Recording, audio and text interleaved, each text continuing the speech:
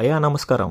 అందరూ చూస్తున్నారు కానీ సబ్స్క్రైబ్ ఎవరు చేయట్లేదు. సబ్స్క్రైబ్ చేయండి. ఛానల్లో కంటెంట్ చూడండి. వీడియోస్ నచ్చితేనే సబ్స్క్రైబ్ చేయండి. Officer on duty Malayalam movie Netflix లో స్ట్రీమ్ అవుతుంది. తెలుగు డబ్బుడ్ వర్షన్ కూడా అవైలబుల్ గా ఉంది. ఒక్క ముక్కలు చెప్పాలంటే must watch movie. Suspense thrillers movies ఎవరికైతే ఇష్టం ఉంటుందో వాళ్ళు ఈ మూవీని మాత్రం విష్ లిస్ట్ లో పెట్టుకొని మరీ చూడొచ్చు. అంత చాలా బాగుంది. ఇలాంటి సస్పెన్స్ థ్రిల్లర్స్ మూవీ చూసినప్పుడు మన తెలుగులో ఇట్లాంటి మూవీస్ ఎందుకు రావురా అనిపిస్తుంది నాకు. ఇది ఒక ప్రాపర్ కంటెంట్ డ్రివెన్ మూవీ.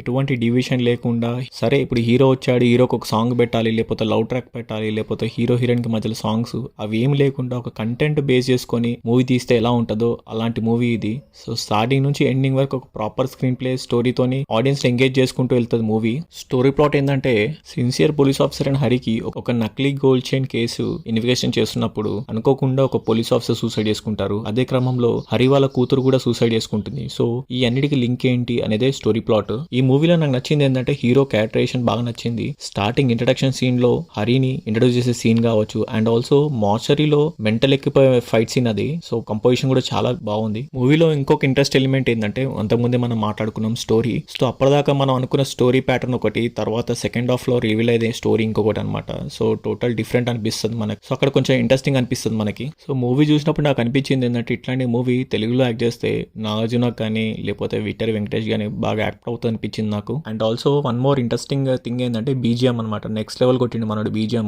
ఆ ఫైట్ సీక్వెన్స్ అప్పుడు కానీ లేకపోతే క్రిమినల్స్ ని ఇంట్రడ్యూస్ చేసేటప్పుడు కానీ సో చాలా మంచిగా కొట్టారు BGM. And overall credit goes to director అనమాట.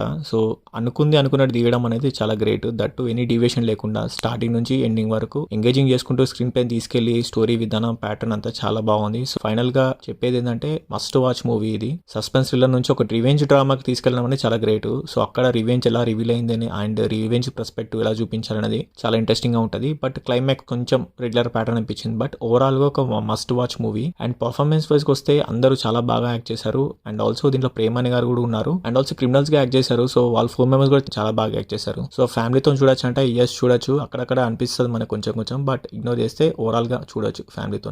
ఛానల్లో కంటెంట్ చూడండి. చూసిన వాళ్ళలో 100 మంది చూస్తే దాంట్లో ఒక్కరు కూడా సబ్స్క్రైబ్ చేయట్లేదు. సో కంటెంట్ నచ్చితే సబ్స్క్రైబ్ చేయండి, ఎఫర్ట్స్ రికగ్నైజ్ చేయండి. మీకు ఇంకేమైనా అనిపిస్తున్నా కానీ నాకు కమెంట్ బాక్స్ లో మెన్షన్ చేయొచ్చు. ఏమైనా మార్చుకోవాలన్నా లేకపోతే ఇంకా వీడియోస్ గురించి ఏమైనా రివ్యూస్ చెప్పాలన్నా కమెంట్ చేయండి. That's all guys. Thank you.